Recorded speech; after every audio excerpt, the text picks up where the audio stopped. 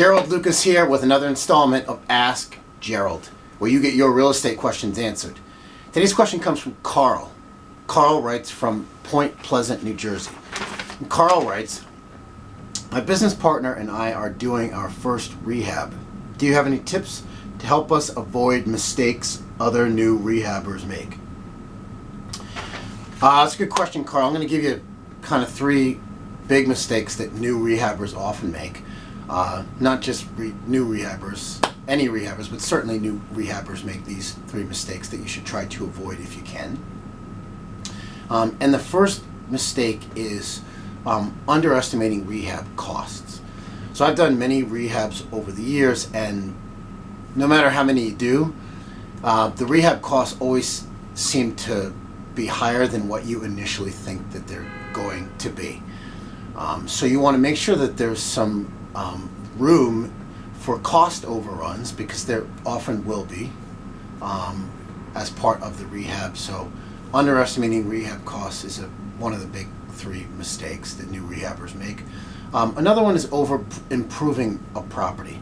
So if you buy and rehab a house, and I don't know whether you're planning to sell it or to rent it out, most people, when they rehab a house, they put it on the market and sell it. So their goal really is to earn a profit. So if your goal is to maximize your profit, you've got to keep your costs to a minimum. And you can always spend more money rehabbing a property, but those additional renovation costs aren't necessarily going to improve the after repair value of the property. That's really the key. So you can always spend more money, but doesn't necessarily mean that the property will be worth more. And if you spend too much money, you're working against yourself, because your goal really should be to maximize your profit. And then the third mistake that new rehabbers make, and I think this is perhaps the biggest mistake, and that is mismanaging contractors.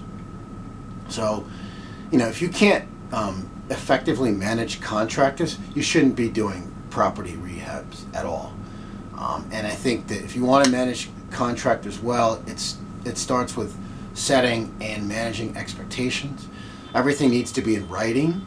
You need to have a detailed scope of work, and a payment schedule that's tied to the specific completion of milestones in writing. You need to do that before.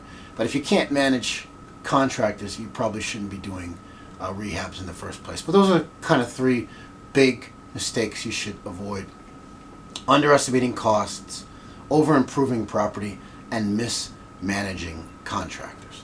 So good luck, Carl. For more real estate information and tips, visit my blog at geraldlucas.com. I'm Gerald Lucas, and I'll see you again soon.